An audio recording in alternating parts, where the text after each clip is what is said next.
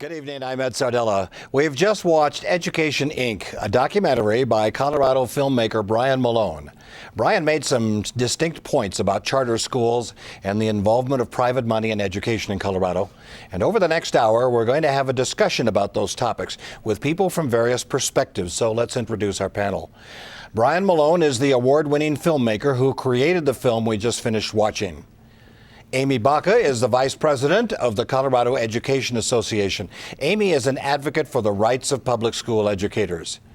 Nic Garcia is the deputy bureau chief of Chalkbeat.Colorado.org, a website that concentrates on providing news about education in Colorado. James Coleman is the executive director of One Chance Colorado, a nonprofit organization that supports school policy, school choice policy in Colorado. And Jon Caldara is the president of the Independence Institute and an advocate for school choice and voucher programs. So we also want you to join the conversation via Twitter using the hashtag EducationInc, I-N-C period. We'll be including some of your tweets live tonight. So let's begin by going around the table very quickly, if you will, about 30 seconds, and give us a few thoughts about your general reaction to Brian's film. Jon, let's start with you. Oh, I enjoyed the film immensely. It was terrific. I mean, but then again, I'm a big fan of science fiction, so that makes sense. And the alternate... It's a dark comedy. It is. Be clear, okay? The alternate reality that you were able to create where public schools, charter schools, are somehow private schools, and that the will of the people through democratic elections is somehow doesn't represent the views of citizens, I thought was terrific. This, if you had Arnold Schwarzenegger in it, it would have made a great movie. James. How do you follow that up? So I thought that, first of all, I applaud Brian for taking his own money and expressing his viewpoint.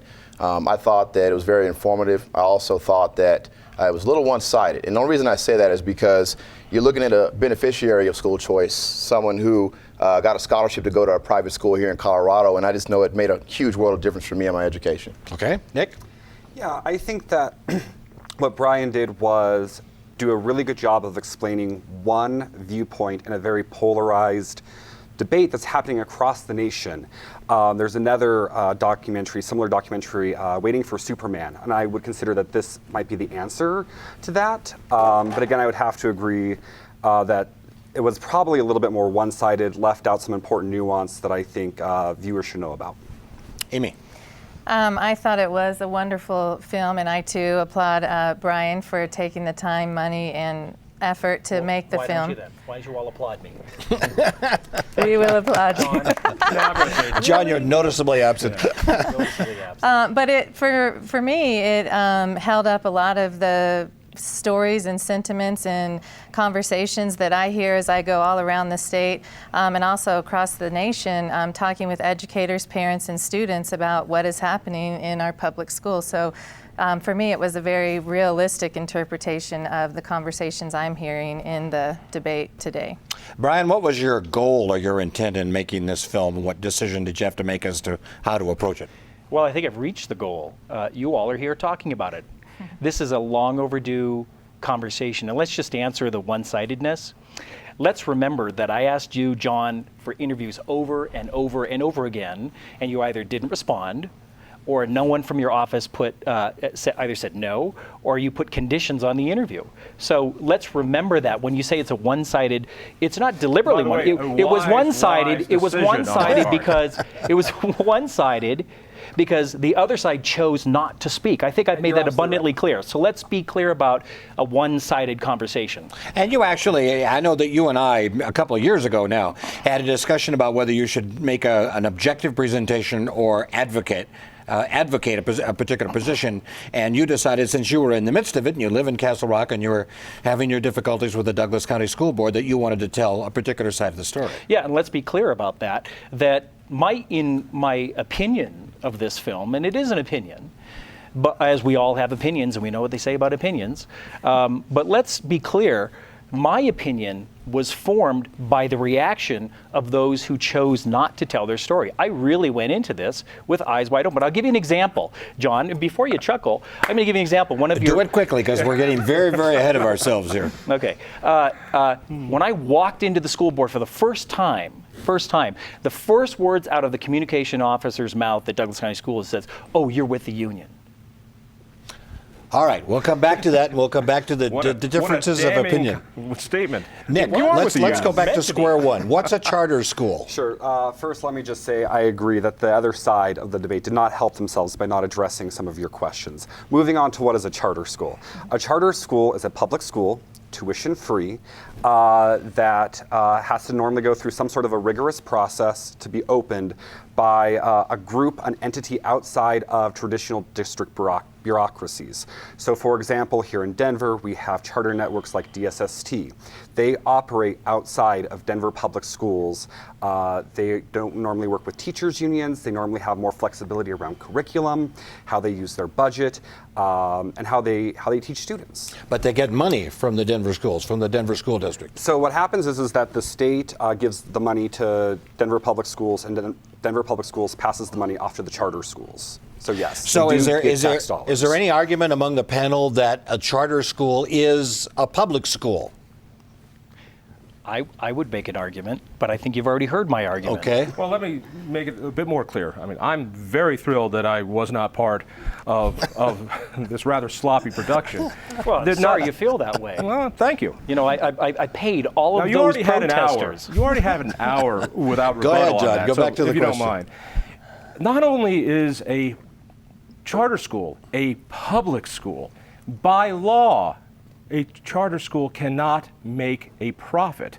Now, does a charter school, like any other public school, contract with private services, whether it's bringing in lunch, buying pencils, buying accounting services, or parts of management services? That's not for profit. It's against the law to be for profit. All right, John, we're way down the road here. I was going to ask this question about a half an hour from now, but since you've brought it up, and since you mentioned DSST, Denver School of Science and Technology, correct, right? Okay. When school districts farm out their educational processes to private corporations to come up with curriculum, what a terrible premise. They don't farm out their educational process. market. Was that a better word? No, they will look at different curriculums and a whole competitive marketplace of different curriculums, including, for instance, KIPP here in Denver, which serves mostly minority kids and 90% low-income students, and that is a program that's having incredible success. All right, so let me they're not stop you farming because out that's not the nature of my question. The nature of the question is that when the corporations become involved, they become involved for a profit. Is that correct? Just like in every other public school. And really quick, I mean, private businesses have been involved in public education. Going back to the common school, someone had to make the chalk. Right. So one of the places you get into a slippery slope regarding the privatization of public schools is that, again, we have a long tradition in the United States, not just in education, but of public entities working with private companies. It's been happening for generations. It's all over government, for that matter. Amie. Yeah. Well, and one thing I would add to the discussion is that we have to be very cognizant about comparisons when we think of it that way, because when you have schools that get significant gifts, grants, donations, and you try to compare that to a traditional neighborhood school, for example, it is not an accurate comparison. I think charter schools can be excellent examples of innovation, of doing wonderful things. I have concerns when you start to see a charter school that doesn't mirror the demographics of the regular school. And that becomes concerning when it's not the same makeup, the same demographics attending the charter school, and there's significant more funding flowing into that school from different sources. From your point of view, was that a problem in Douglas County? Is that a problem in Douglas County? And how does that work into the Jeffco debate, which is going on now? I think it's the same answer. I think it's concerning when I think there are wonderful charter schools serving needs that exist. It's not the charter school isn't the problem. The problem is when you have a charter school that is not serving all students, not serving special needs students, not serving English as a second language learner students, being selective with who they will serve. That is when it becomes, in my opinion, a problem. That's a really big argument that we're seeing play out here in Denver. A long-standing criticism of some of the bigger charter school networks here in Denver, DSST, Strive, have been that they have not been able to serve all students. But I think we're seeing these charter chains start to address that problem, opening up special education centers, and really being proactive about that So Nick, you kind of hit the nail on the head, and I think it's something that we've all kind of forgotten, is that let's remember what charter schools were. They were started by parent groups, citizen-run, by parents who wanted to have a more direct involvement in their child's education. As I said, the model has changed. Now you're talking about networks, corporations, whether they're profit or nonprofit. These are business entities who have boards of directors who oftentimes are very high up in the corporate business chain, and let's face it, they have different motives than that of a public civic institution like a public education system. Why does that differ from, to use Nick's example, the people that are making the chalk? They're doing that for a profit as well. It's not different. They're a vendor. It's to the degree of scalability here. And the process, the difference has to do with control. The people who make the chalk don't get to control what kids go in and what kids don't get into a school.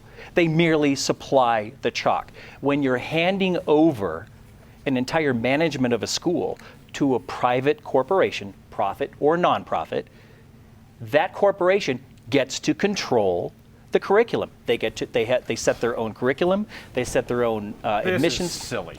This is it absolutely silly? Yes, it is silly. What's silly about it, John? Because it's not corporations, it's parents. Parents making the best choices that are available through the government system for their kids. Since we've had charter schools, since a Democratic governor, Roy Romer, signed that bill into law 20 years ago, if you took the amount of students that are in charter schools, it would be the largest school district in the state. 13% of all kids now are in these choice programs. And those are the people that make those decisions. They go there because it works better for their kids. You know, the idea that we have this one-size-fits-all system might be great for you. And let me tell you, there is a corporate structure around the public education industrial complex, from bond deals to elections to the NEA, CEA, who put in more money into education elections than any private individuals put together. This is about parents. This is about people like James who are able to find a way out thanks to choice. Yeah, I'd like Okay, to let's speak hear to that. James' story. You mentioned the percentage of kids or children who are in charter schools, and it amounts to about 103,000 in the state. And I'm also on the board of a charter school, and I definitely could tell you I don't make the kind of money that some of these guys that may be running these organizations do. But I serve on the board of a charter school called Highline Charter School, Highline Academy Charter School. My wife's a teacher at that school, and my children go to that school. I'm the beneficiary of school choice. I went to public K-6 and private 7 through 12.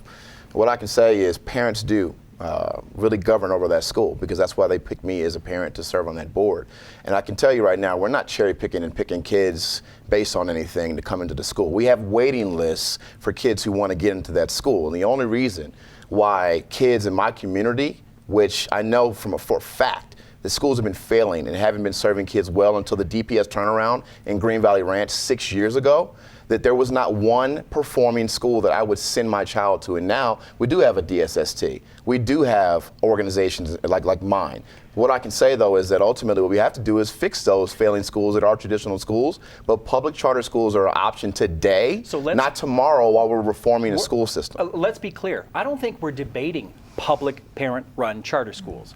What we're talking about is corporate-run charter schools. All charter schools that are is nonsense. parent-run. You say it's illegal. That's a very fine line of the law. Are you telling me it is legal to make profits from these government schools? We're not talking about profits, and as you know, your whole mockumentary was about Thanks making for that. profits. I appreciate that mockumentary. This was all about some sort of mythical corporate control. Mythical. Yeah, I know so some all of of those reports, all those investigative reports, we have a number of injections here. Those were all made up, John. All of those things. Would you like to go through the research? I will give you the stacks of the research by Reuters, Washington Post, New York Times. Would you like to read them? I would love I'd to love to show them to you. Time out. Nick's going to... So really quick, I think what we're talking about is Colorado law says a charter school must be run by a nonprofit. What I believe Brian's making a point to is that nonprofit is allowed to send its funds elsewhere. To a corporation. To a corporation. Right. That comes in and helps manage the school, whether it's finding property or recruiting principals or selecting curriculum, whatever that might be. I talked to the folks who over at the Charter School League. A very, very, very small percentage of charter schools in the state do this thing. These are more common practices in Florida and Ohio, and they do exist in Colorado, but it's a very, very, very small percentage of charter schools, local charter schools, nonprofits, that actually do pay these management companies that Brian are leading. All right, So try to give me a yes and no, John, if you would. Yeah. Do you have an argument with that? The parents run the school, but they hire corporations to... That's absolutely correct. Okay. Just as every public school hires corporations, from That is software companies to accounting firms to some management functions. Yes. Okay. That's how Let's move on. education works. To say that these schools are private is an error. And if you believe that they're making profits from Who it, said they're by private?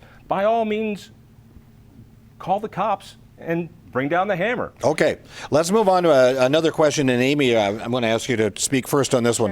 What do you say about the freedom charter schools have to hire teachers who may or may not meet the qualifications of regular public school teachers and may not join a union Well, I or think an association?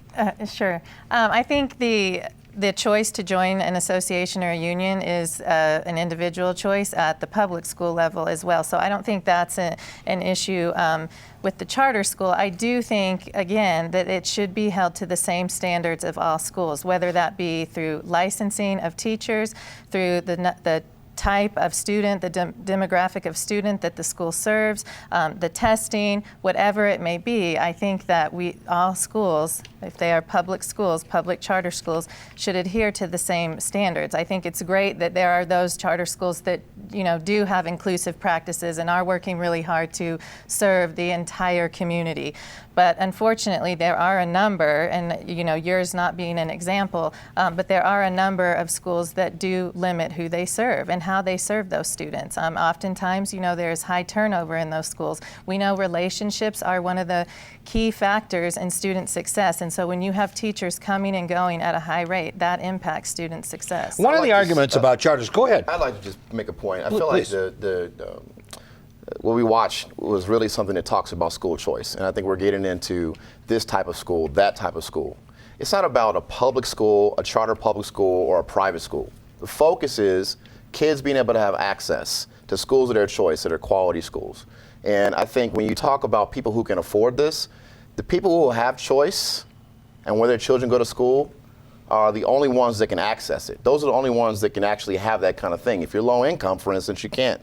And one of the things I wanted to mention about the charter schools is that the charter schools are serving a higher percentage of free and reduced lunch kids than anywhere else in school systems that are available. So when you look at these parents and they say, I don't have the resources, whether it's special needs, whatever it may be, these are free and reduced lunch parents. And charter schools, traditional public schools as well, and private schools are serving kids well. But it's not about those three types of schools. It's about a school I would send my child to and a school that I wouldn't. And a school that I would not send my child to is not a school I would subject your children to go to. And I would ask, where would you send your child? And if you send your child to traditional public school, I'm willing to bet you're living in a community that's not affordable housing, where the school is serving those kids well because they have the funds to do so. Let me ask you a personal question before we get to John. Your experience in your school, you were not in a school district, so you didn't have the administrative bureaucracy and you didn't have the curriculum being handed down to the school. Do you feel like you had entertaining teachers perhaps? Did you feel like you had innovative teachers who had some freedom, and would you say that those teachers had more freedom and more choices to teach to you as a student and the rest of the students than public school teachers? Yes. Standard public school teachers. Yes, and unfortunately, it's still the same way today. Today, if you ask public school teachers, which there's research to show this, and charter school teachers, comparative to, unfortunately, private school teachers only, when you ask them, do you feel like you have a say in the curriculum, a say in the textbooks, a say in something, budgets, they'll tell you, 20% told us no, that we don't feel like we actually have any buy-in. What's the source? I have plenty of sources. I'm happy to Give me get the that. source that you're talking about right now. Right now, we did a research project at an organization I used to work for called Scholarships, and we were able to go through and look at 30 schools. Were private schools comparative to charter schools and also traditional public schools. And we went to the source and There is a flip asked. side to all of this too, What's which is that? great. Which is great. There is evidence. There's also a lot of research that out there that shows that charter school teachers have no say. That they have to march to the beat of the corporate drum. Yes. They even have to go to the point where if their books are not stacked in a certain way in a certain order and their rooms are not kept up to a certain exact code, that they're penalized. That Wait, Send we're- your kid to that school, wait a Brian, if you don't like it. Wait a second, we're not disagreeing. You just made a comment about charter schools. I said charter, public charter, and traditional public school teachers said that they don't feel like they have buy-in. I distinguish private school teachers saying that they do. So I think it's unfortunate that in public charter schools it's the same way. I can say for a fact, in my school that I work with as a board member, teachers don't feel that way because I asked them. That's my source. And those I are- really need to say this. Brian, if you feel that what makes a great school is a school that can produce publicity videos for Katy Perry, then more power to you. Then that's your measurement of what a great school is.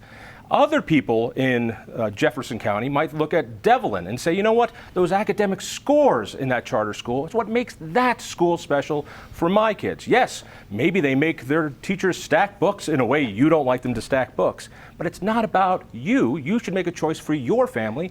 We should make Is that what you're choices for saying, yours. John? That And it's let me say either that- making a hang on. music video or When- stacking a book a certain Well, way? according Is to that you, it? Is that it? according It's to either your one or the film, other? Brian, again, Brian, Finish up, John. You had a whole hour unedited. If I can make a few comments, I'd really appreciate it. Please go if ahead. If you You need to have your own- interrupt, then I'll just be quiet. And No, you go and ahead. say- Please finish. No, please.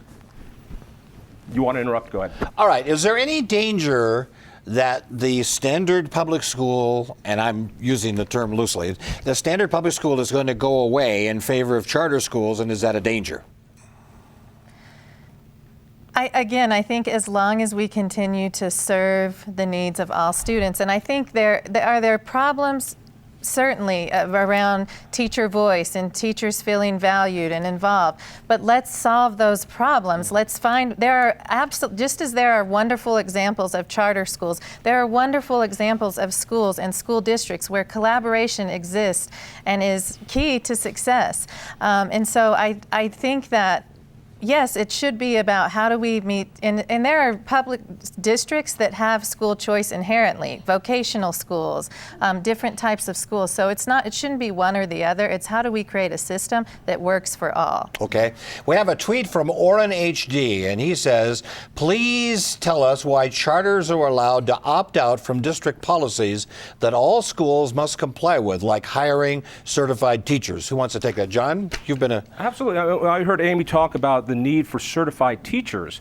You know, this is about innovation. It's about trying new and different things. You're telling me that if Bill Gates wanted to come in and teach a class on computer technology, he couldn't do that until he got his certification. Or if Michael Jordan wanted to teach a PE class, he couldn't do that. The idea of these charters is to free parents to try new and different things, not the one-size-fits-everyone approach of union-run education. That's Who's going to decide whether Michael Jordan is a good PE teacher? He's a good basketball player, obviously. Parents. Why are you so frightened that other parents might take their dollars? Remember, the Supreme Court has said this money doesn't go to the schools, goes to the parents, and the parents choose where that voucher is to be used. Douglas County. You know, not just Douglas County. You know, the error in your film that led the impression that vouchers started with No Child Left Behind. Vouchers have been around since the early 90s. It's been put forward in Cleveland and Milwaukee. I've been to Milwaukee. I've sat in those classrooms.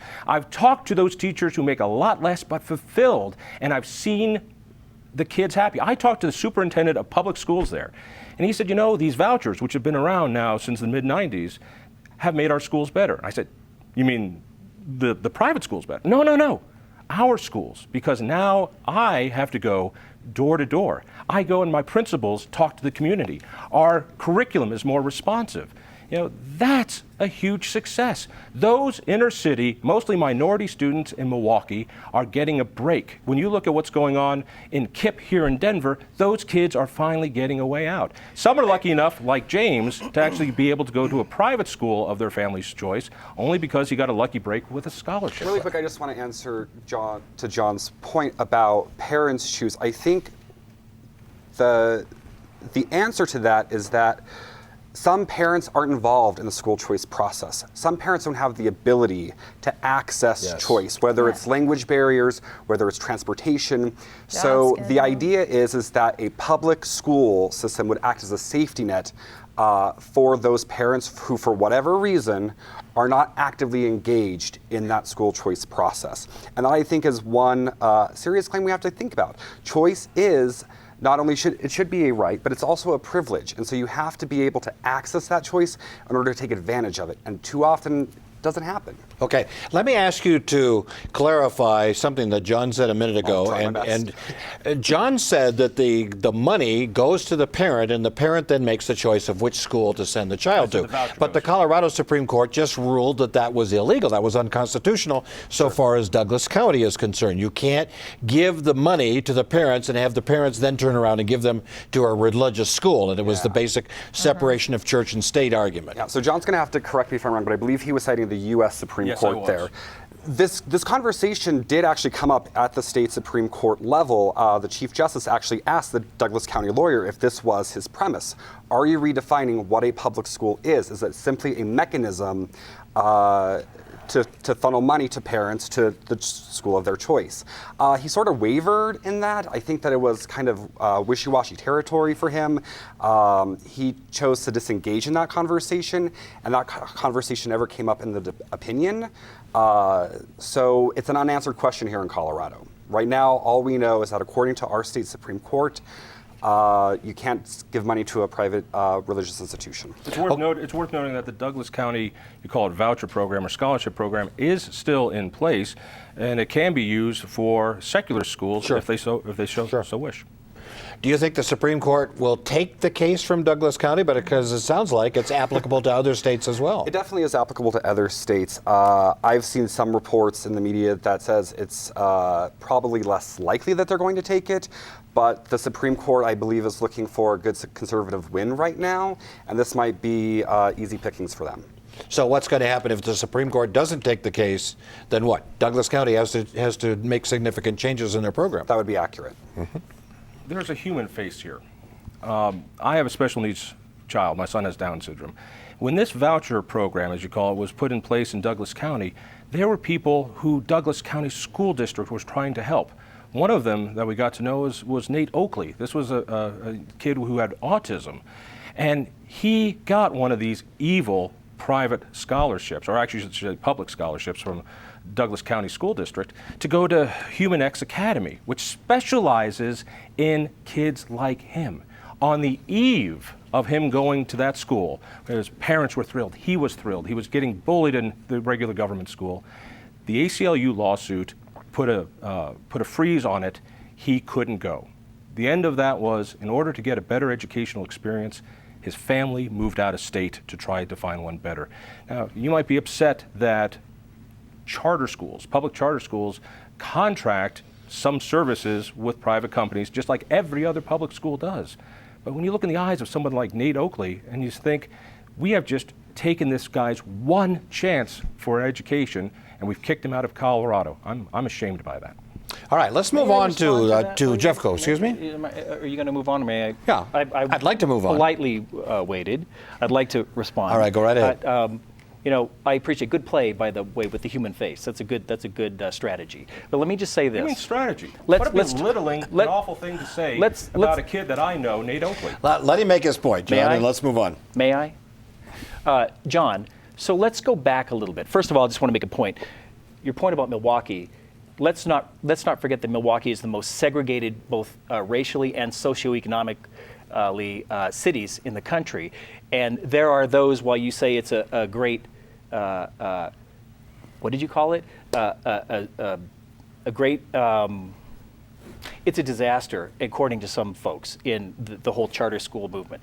let's just talk about the parent choice. And I totally empathize with those parents, as do other parents. But let's remember something that's really important here.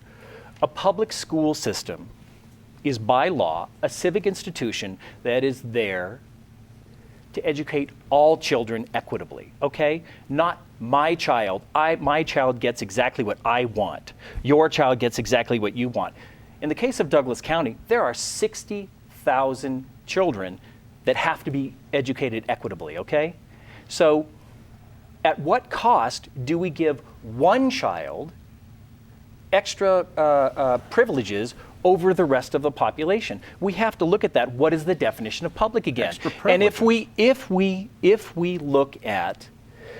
look at this system where I want what's best for me, I think that's what the crux of this whole thing is. We've lost sight of what a public school system is.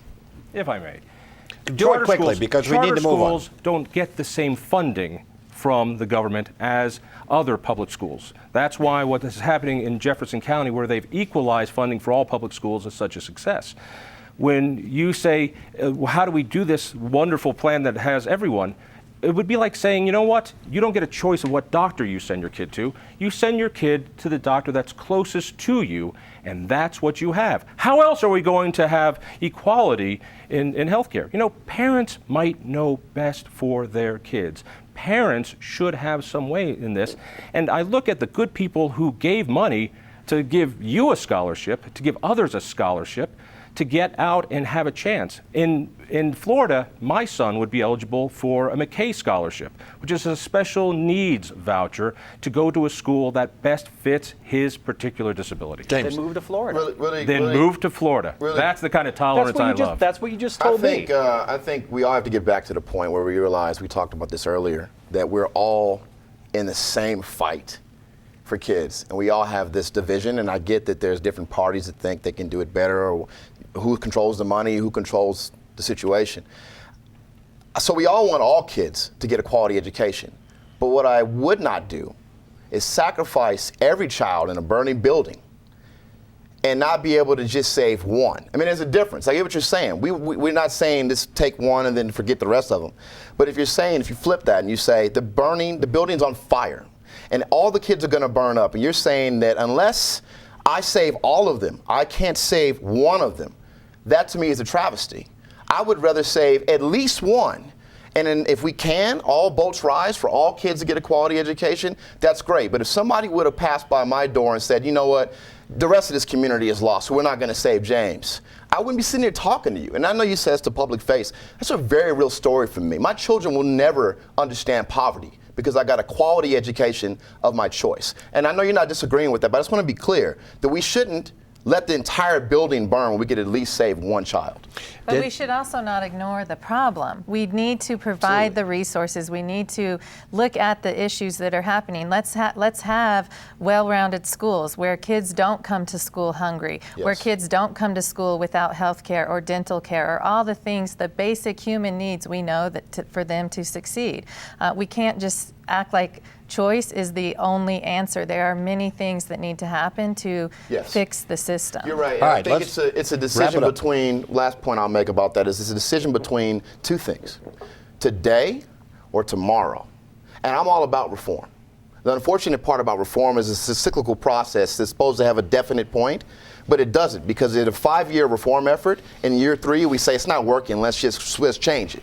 So we're testing kids over a 5-year period, and I'm saying if I can get a child into a school of their choice. I turned away 6,000 children in my organization that called for a scholarship over the past 5 years I worked there, and you're talking to a guy that got one, and that was my job, to tell them whether they got one or not, and I turned away 6,000 kids. The demand is there today. But if we can't do that today, we're going to allow them to wait for 2020. You would never allow your children to wait for 5 years. I would never allow my child to wait for 5 years. I fully support that initiative. All right, but that's the point. We're well into our second half hour, and we haven't said a word about Jeffco. And of course, that's on the ballot next month, and so it's a critical issue. It's on the ballot today. The ballots went out today, didn't they? Okay. All right. Let's have a toss-up question here between Amie and Nick, and see which one's going to answer first. What is the beef in Jefferson County? What's it all about? Sure. I will take this one.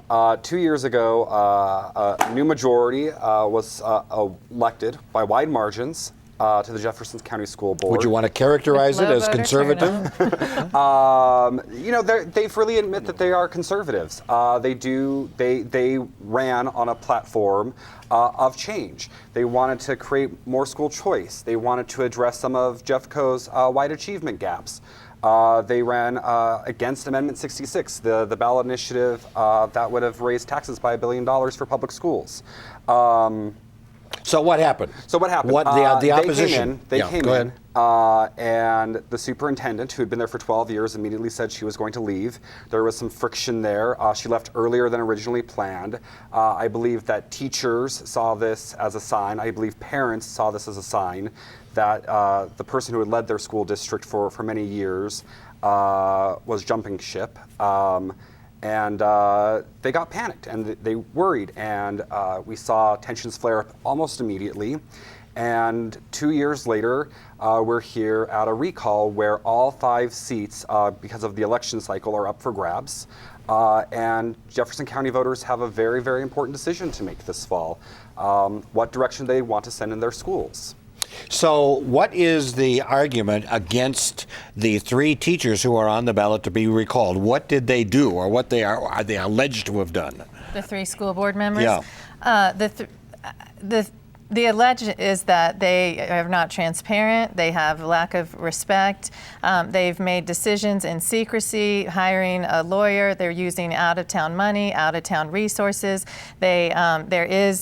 They're not working in collaboration. They are taking the voice of the teachers and saying, we don't want that on committees, we don't want that involvement. So it's much the same thing that Brian was saying about Douglas County. Yeah, a lot of what's was in the film is what is happening. Yeah. They've limited parent participation, student participation, teacher, education support professional participation, cut off their ability to be partners in the education process. So what you're saying is the argument against the 3 school board members who are on the ballot, is it about their conduct or their method rather than the particular curriculum or particular approach to education that they're advocating?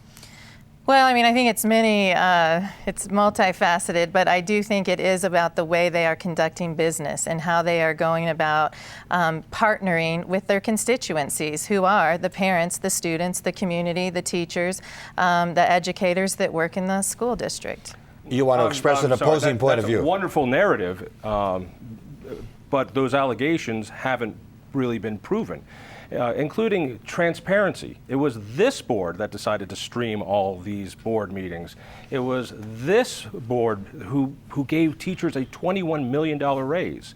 It was this school who built this school district that built a school district or a building without going into debt. They put more money into special needs kids like mine. This school board has done a lot. It's not about the noise. If this is about the noise, then these people will be recalled. If it's about the votes and the reforms that they have done, including renegotiating a contract with the union to make it better and pay for performance.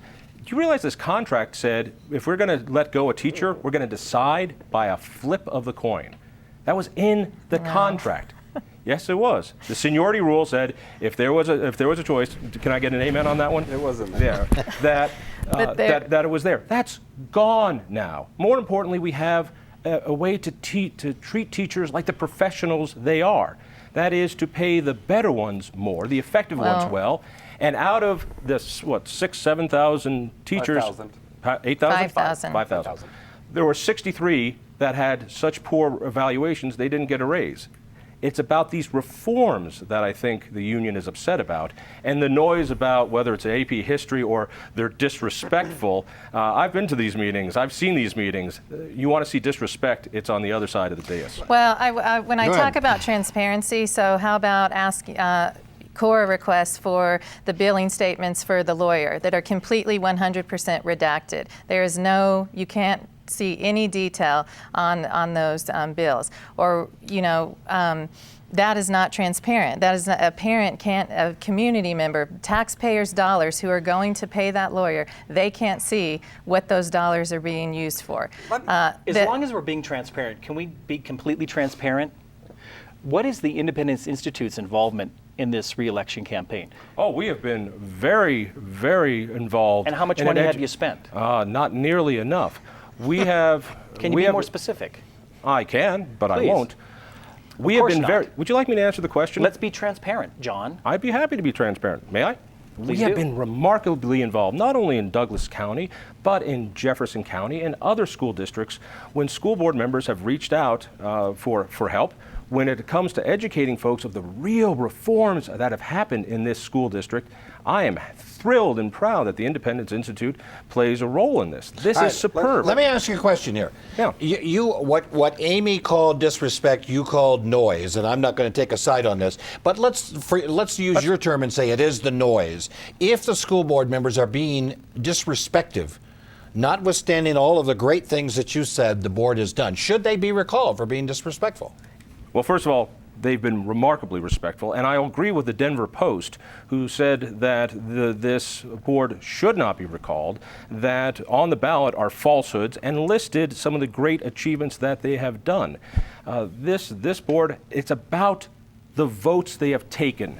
That's why people like Amie, I believe, are upset by this, because it brings more accountability and it brings student-based funding, which means the kids go first, not the bureaucracy. But it's not just the teachers. Can we Real qualify quick. that in saying it's the Denver Post editorial Yes, board, fair not enough. the Denver Post? Fair enough. Absolutely, fair enough. ahead, So Nick. real quick, student-based budgeting was on track before the school board. The school board got elected. What is student-based Student-based budgeting is a mechanism to decide how schools, how much money schools get. So instead of having these sort of algorithms that have generally been defined in teacher unions contracts that says if you have X amount of schools or X amount of students, you get this many teachers.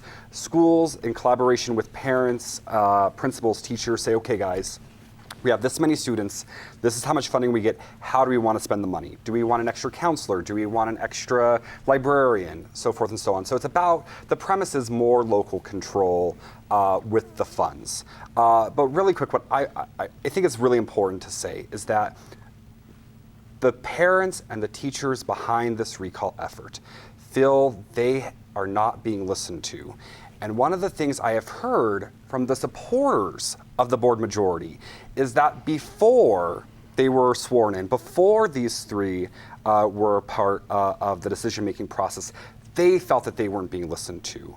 So I really think it's important for the voters to look at the candidates and say, who is going to be the school board members that are going to listen, not just to their campaign contributors, not just to the people who they play golf with, but everyone. I think that's what voters should be thinking about this fall. But doesn't everyone, as you put it, have a very, very wide diversity of opinion as to how schools should be run, what should be taught, what should kids wear, et cetera, et cetera? Sure. I mean, I definitely think that what we're seeing is a polarization of this national debate, right? We have folks in this progressive movement who are champions for public schools. We also have champions for parent choice and free market reforms. Like all things, the answer is probably in the middle. So what the Jefferson County voters need to identify is who's going to be willing to actually govern and not dictate and not have tunnel vision when it comes to education philosophy. It really needs to dig into the policy, really needs to take all opinions into consideration, look at evidence, and make the best decisions possible. Let me throw out an esoteric question to all of you, and all of you can give us a short answer if you would. What do you think is important in the school of the future? Where are schools going wrong, if they are going wrong, and what needs to be done? What does my kid need to learn, and what's the best way of teaching that? John, why don't you start? As someone who has a typical child and a highly special needs child, it is individual. If you're looking for a word, it is individual. Isn't it amazing that we live in a world where we stylize our entertainment, our health care, what we listen to, what the television stations we watch, to what we want, but when it comes to education, very few have that freedom. Only wealthy people have that freedom, and I find that. And you want to give it to all. And it needs to go to all. James. I'd say leadership. And I think that can be taught in many forms, but I think leadership, just because the conversation we're having right now, people are looking at this. Children are looking at this and they're trying to see what leadership looks like, and unfortunately it hasn't looked great because we've been fighting so long, we've lost focus of what this is really about, and it's about the kids. And I think it's important to focus on how we get kids to be educated, children to be educated, but at the end of the day, I think leadership is critical for my children personally, and I would expect that for many children. Where is the leadership supposed to come from? I think the leadership comes from many places, right? I think it comes from home, but when you have single parent families, when you have grandparents raising kids, when you don't always have that model, I think when I go to school, I got that. I received that. I had one teacher at Smiley Middle School that I went to that I remember because she was the epitome of leadership. She made me stand up in front of, if you're watching this, she made me stand up in front of the entire student body and recite Casey at the Bat because I had discipline problems. And when I went to my new school, every teacher was that way. Mm-hmm. And it was an African-American school, African-American leadership. That was my mother's choice for me. Highly disciplined and academic rigor. Okay. But again, that was my mother's choice. Nick, I'll come back to you in just a second. Go ahead. I would say that it's collaboration, and I think that we can get nowhere if we continue to be polarized and divisive. And collaboration to me is listening to the voices of the professionals, those who are with the children every single day, day in and day out, who sacrifice many things to be that, I too have many stories and faces. I can think back on my teaching career and school counseling career. Last night, a student of mine, we were instant messaging on Facebook. She's now a mom herself, and a student that I taught at Adams City High School in Commerce City who, has said to me, because she had amazing teachers in her life, is where she is today, and still looks to me as a person to lean on. And so I think it is about collaboration. It's about trusting those professionals to do their job, to do the work they are there to do, be it the school food service worker, the bus driver, the custodian, the classroom teacher, the school counselor, the school nurse. Those are the people that spend hours a day with the children, and that is their number one care and concern, is ensuring success for every single one. As a teacher, I individualized for every single child that was in my classroom because that is what we do. That is what we have to do. And I trust the teachers of my children to do the same day in and day out. Do you trust the school district and the superintendent? Yes, I do. I think, it is a system, it is a bureaucracy, and whether you're in a 20-person school district or a 5,000, student school district, there is a system in place, and there are those that are entrusted to make decisions. And if you are not happy with those people, we as voters have an ability to use our voices to either vote them out through the electorate system or through going to the school board and showing, dissatisfaction with the superintendent or what it may be. Or in the case of Jefferson County, recalling. Yeah, I which think that may or may not be the best way to go about it. It is our inherent responsibility, and to me, this is one of the things that the movie really points out. We must be involved as parents, as community members, as educators, whatever our role may be, journalists. We must be involved. We have to get involved. When you are not involved, you don't have a voice. And to me, this is one of the big points of the movie: is know what's happening in your school districts, know what's happening in your school board, know what's happening in your classrooms. Get involved. We're seeing that firsthand with Brian as a parent. Yeah, that's true. You want me to answer? If you'd like to. I agree with John. I'm going to say this. I agree with John. I think individual choice is important with limits, with realistic limits. But I think those limits include a reality check of all of us of what a public school system is and what are its limits based on what money we're willing to pay for it. Right now, we are in a trend where we're not willing to pay bond issues on schools. We're not willing to pay for education. And I would say this: whatever the choice is, it should be the choice of the public citizenry of where that school district belongs. Not of outside money, not of outside interests who are pouring millions of dollars funneling in through political operatives who have a very deliberate free market agenda to turn over public education to corporations. Whatever the answer is for a good public school system, turning it over to turning public schools over to private corporations is not the answer. Okay. The reason why I saved you for last is because I wanted to give you, you're an education observer rather than an advocate. Of all that's been said in the group here, do you see any of it coming to pass?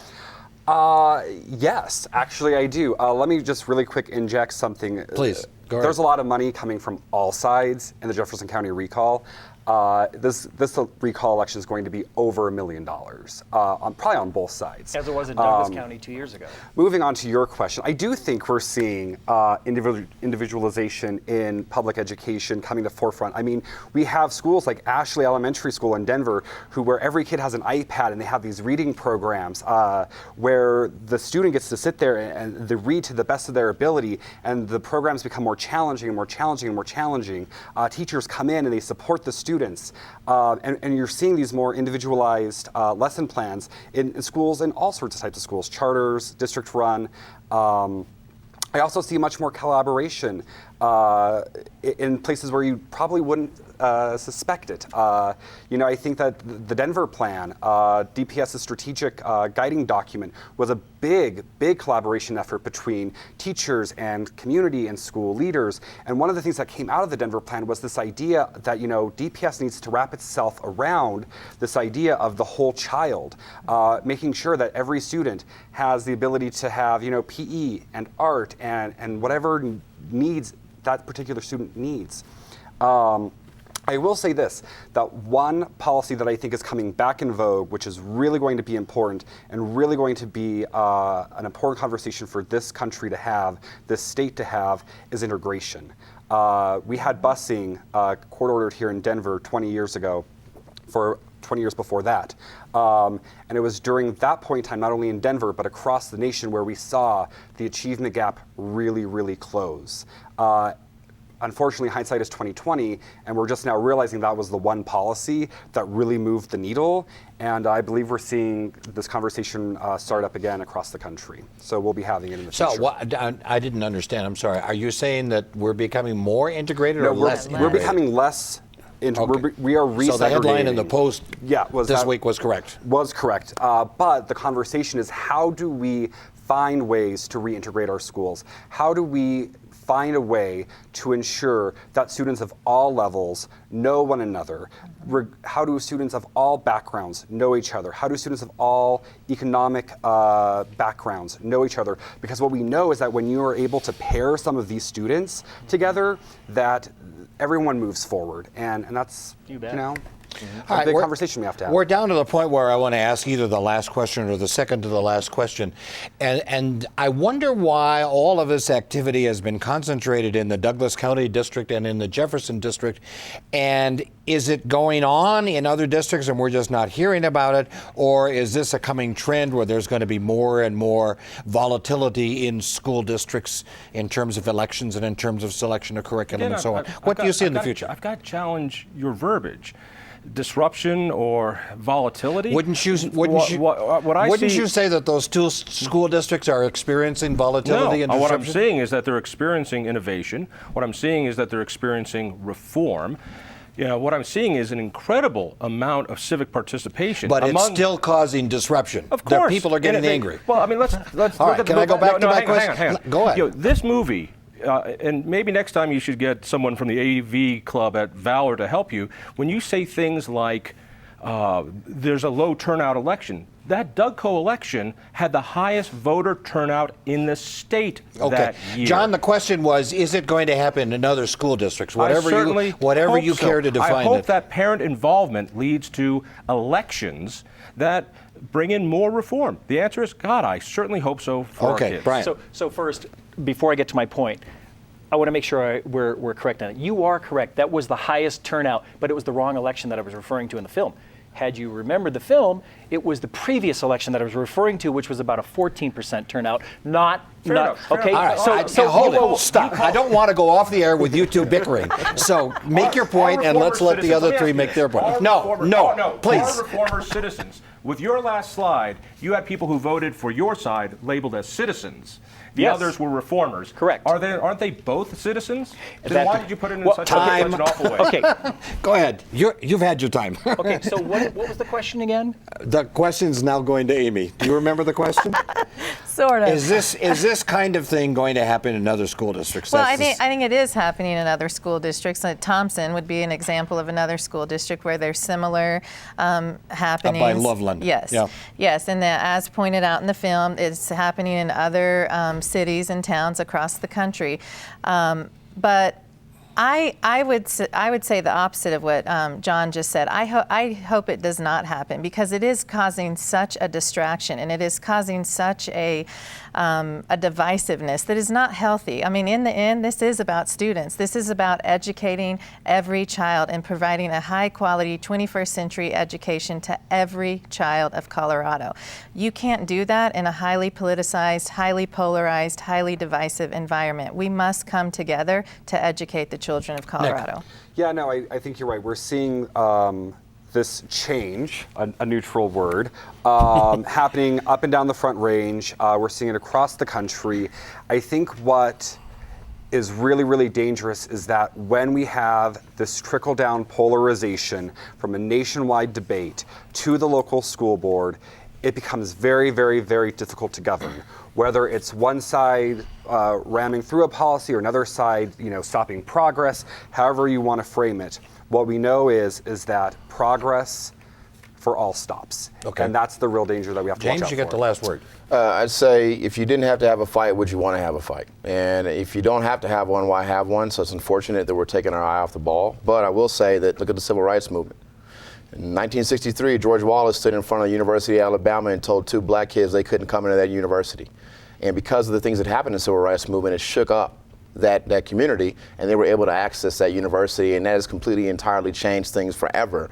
And there is no segregation in schools. So I think that it's good, but unfortunately, it shouldn't have to happen. We should be able to come together and work together. But ask who paid for that. That's the big. Time. That's the question. Who paid for it? The NEA. We were mostly civil, and I want to thank you, panelists, for that, and thank you very much for your contributions. I wish if we could match what the CEA I don't know if I can talk loud enough, but thanks to all of you for watching and joining the discussion online. You can keep the conversation going via Twitter with the hashtag #EducationInc. For everyone here at Colorado Public Television, I'm Ed Sardella. For the panel, thank you.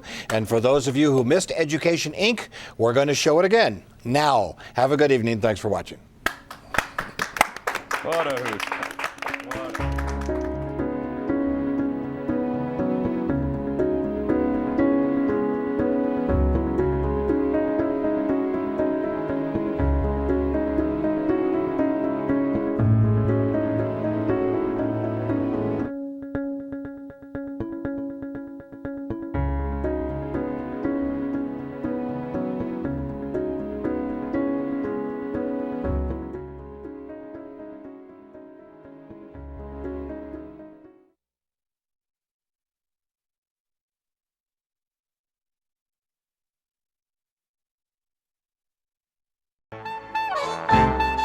Next time on Antiques Roadshow, we're highlighting treasures that survived natural disasters, fires, even heated battles. Supposedly, it had been shot in several places. It's too bad that Burl Ives melted away, but that's the problem when he's in a hot attic. I'm so glad it survived. Me too.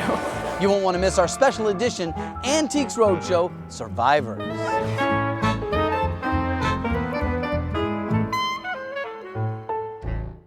On Nova, a weapon of mass destruction deployed in the First World War. Colossal German airships delivering death from the sky. Huge burning fires in the streets. Total war had been born. What made this weapon so lethal? War is carried into the heart of the enemy territory. A big bag full of hydrogen. Why couldn't we shoot them down? The explosive tale of the Zeppelin terror attack.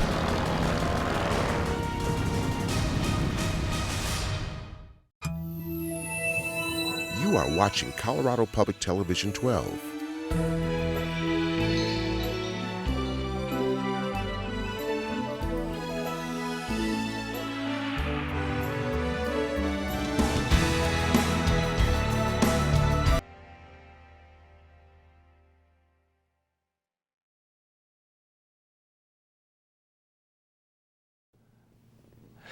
Good evening, I'm Ed Sardella. We've just watched Education, Inc., a documentary by Colorado filmmaker Brian Malone.